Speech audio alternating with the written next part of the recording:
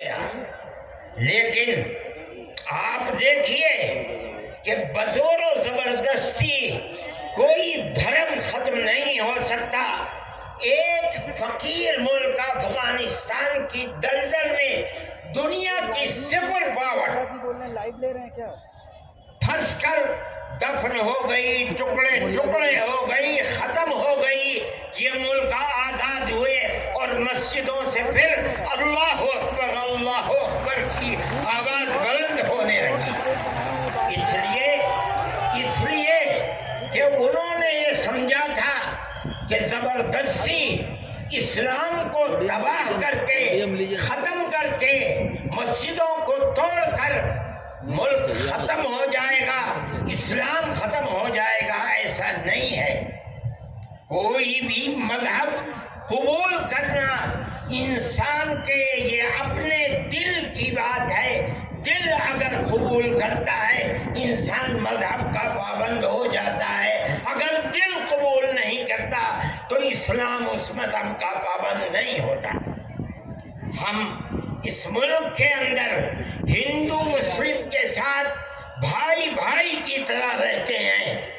ہم نے ملک کی آزادی کے بعد بدقسمتی سے، ملک کی تقسیم کے بعد سے ہم نے اس ملک کے اندر آپس کے اختلاف کو دیکھا، یہاں تک کہ اختلاف ہوتے ہوتے حکومتیں بدلتے بدلتے حکومت بی جے پی کی آئی۔ ہم نے کبھی یہ آواز نہیں سنی تھی۔ ہم نے یہ بھی سنا کہ ان 20 کروڑ مسلمانوں کو گھر واپس کرو۔ یہ آواز اس سے پہلے کبھی نہیں آئی تھی۔ فرقہ پرست ذہنیت اتنی آزاد ہو گئی کہ وہ یہ سمجھتی ہے کہ ہم 20 کروڑ مسلمانوں کو پھر دوبارہ واپس کر کے اپنے گھر کی طرف لے جائیں گے، یعنی اس کا مطلب ہے کہ ہم ان کو ہندو بنائیں گے، اس لیے کہ ہندو ان کا گھر ہے، ان کے باپ دادا ہندو تھے۔ مگر میں آپ کو، یہاں کے دھرم گرو بیٹھے ہوئے ہیں اور میں مسلمانوں کو نہیں، میں پورے ملک کے اندر میڈیا کے ذریعے سے یہ بات پہنچانا چاہتا ہوں کہ ایسا کہنے والے لوگ نہ اپنے ملک کی تاریخ کو جانتے ہیں، وہ جاہل ہیں، نہ وہ اپنے مذہب کی تاریخ کو جانتے ہیں۔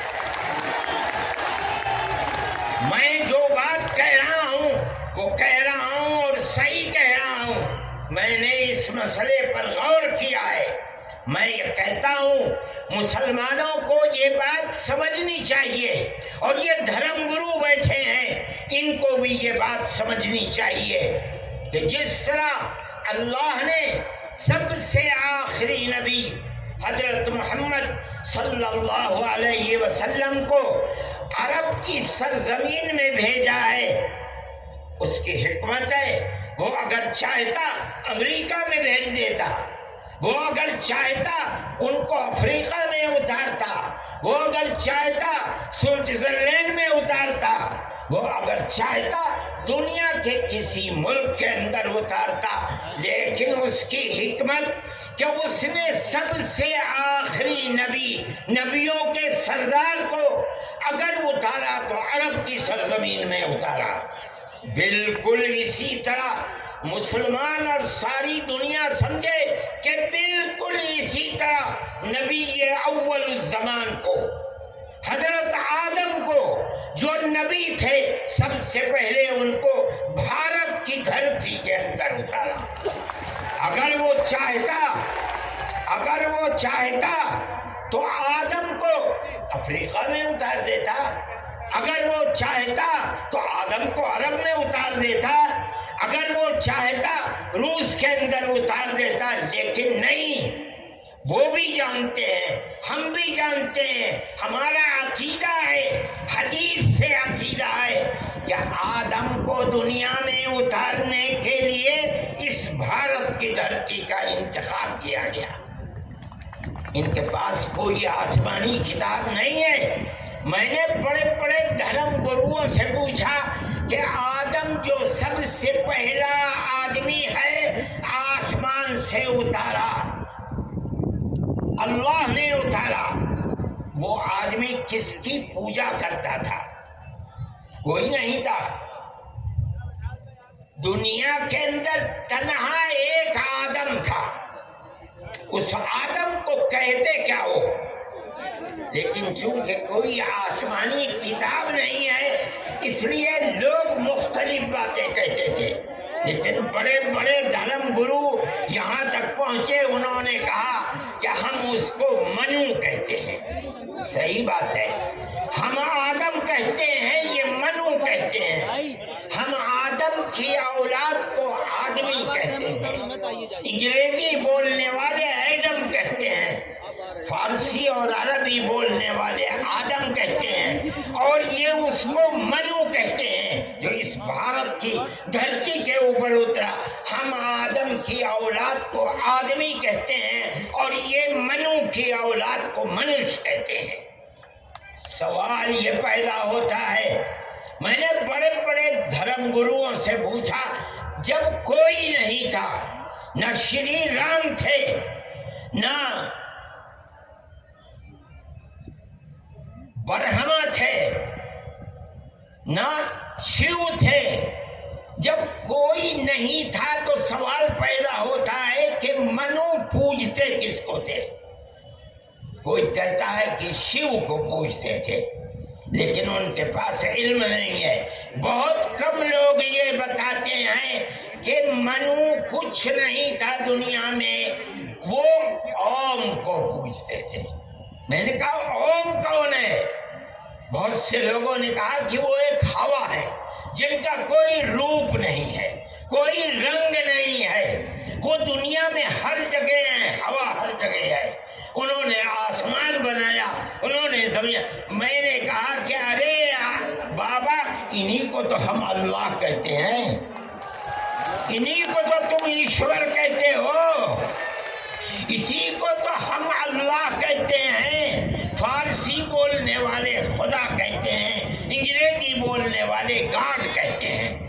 اس کا مطلب یہ ہے کہ منو ایک اللہ، منو یعنی آدم، ایک اوم یعنی ایک اللہ کو پوجتے تھے۔ یہ ہمارے ملک کی تاریخ ہے، یہ دنیا کے دھرموں کی تاریخ ہے۔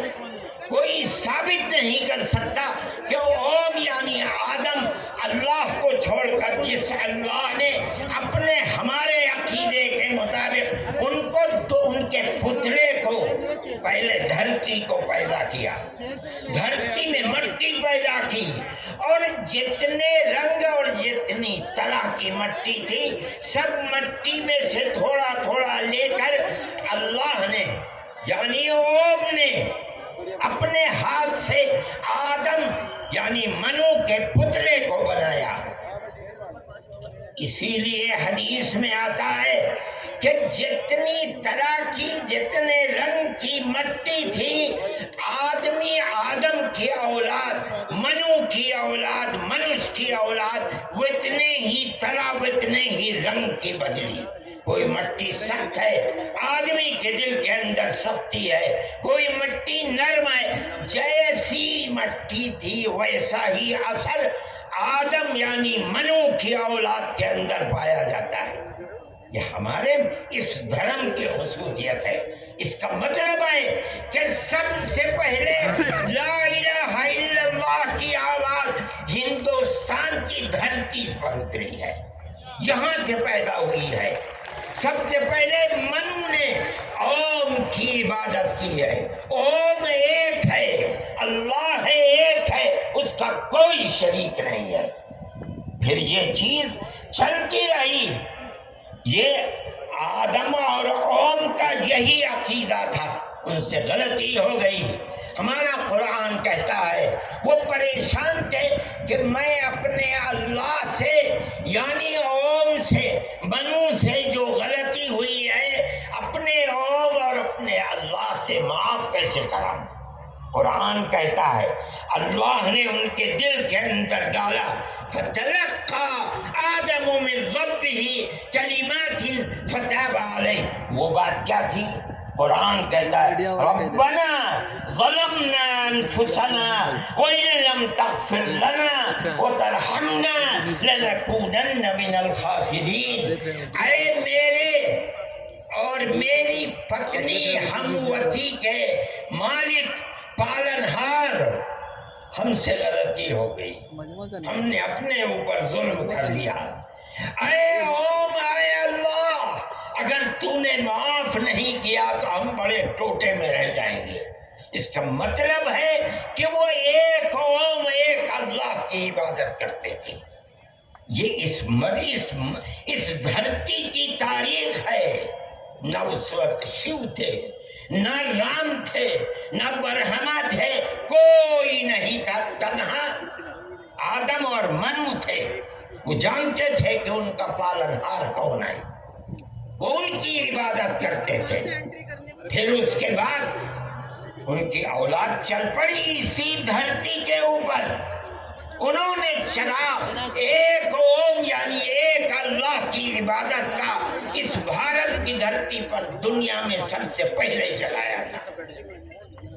کچھ دنوں کے بعد وہ چلے گئے دنیا سے، اپنی اولاد کو یہ سبق دے کر گئے۔ ان کی اولاد جانتی تھی کہ پالنہار کون ہے۔ قرآن کے اندر دو بھائیوں کا ذکر آتا ہے، آدم کی اولاد، ایک دوسرے میں لڑائی ہو گئی، ایک نے کہا لَأَقْتُلَنَّكَ، میں تجھے جان سے مار کر ہی دم لوں گا۔ یہ دنیا کے اندر ہمارے آقا حضرت محمد صلی اللہ علیہ وسلم فرماتے یہ دنیا میں سب سے پہلا قتل ہے۔ دوسرے بھائی نے کیا کہا؟ لیکن بسطت الی یدک لتقتلنی ما انا بباسط یدی الیک لاقتلک، اے بھائی اگر تو مجھے قتل کرے گا، ہاتھ بڑھائے گا، میں تو تجھے قتل کرنے کے لیے ہاتھ نہیں اٹھاؤں گا۔ کیوں؟ انی اخاف اللہ رب العالمین، میں اس اللہ سے، اس اوم سے جو سارے جہان کا پالنہار ہے، مجھے تو ڈر لگتا ہے۔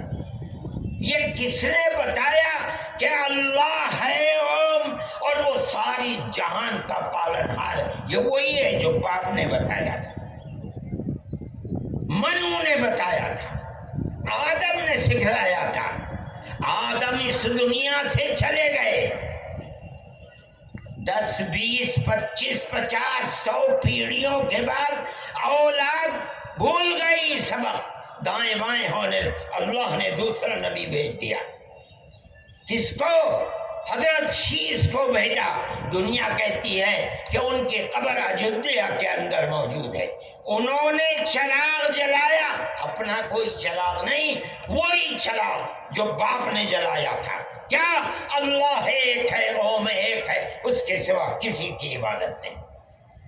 وہ بھی چلے گئے دنیا سے، 10 20 25 50 پیڑھیوں کے بعد وہ بھی دائیں بائیں ہو۔ اللہ نے تیسرا نبی بھیج دیا حضرت ادریس کو۔ انہوں نے کیا بتایا؟ اپنا کوئی چراغ نہیں، دین کا وہی چراغ ہے جو آدم نے اس دھرتی کے اوپر جلایا تھا۔ کیا؟ اللہ ایک ہے، کوئی اس کا شریک نہیں۔ کچھ دنوں کے بعد وہ بھی ختم ہو گئے، پھر چلتے چلتے پھر اولاد دائیں بائیں ہونے لگی۔ اللہ نے چوتھا نبی بھیج دیا، وہ کون؟ حضرت نوح۔ اس کو یہاں کے ہمارے برادران وطن کہتے ہیں، جو پڑھے لکھے لوگ ہیں، وہ کہتے ہیں دوتو نبی، دوتی منو، دوسرے منو۔ کیا مطلب؟ انہوں نے 950 سال وہی چراغ جلایا جو پردادا نے جلایا تھا، منو نے اس دھرتی کے اندر جلایا تھا، مگر لوگوں نے مانا نہیں۔ بددعا کی انہوں نے، ساری دنیا میں طوفان آیا اور ساری دنیا ڈوب کر مر گئی، بس ان کے 3 بیٹے جو ان کے ساتھ کشتی میں تھے اور کچھ عورتیں تھیں وہ رہیں، اس کے بعد پھر ان سے نسل چلی۔ ان کا پیغام کیا تھا؟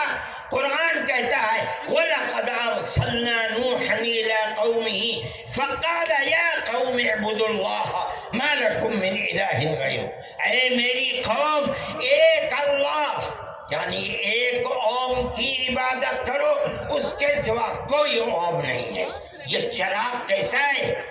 نوح کا اپنا جلایا ہوا نہیں، بھارت کی دھرتی پر جو چراغ جلاتا تھا اسی چراغ کو ہر نبی جلا رہا ہے، یہ ہندوستان کی خصوصیت ہے۔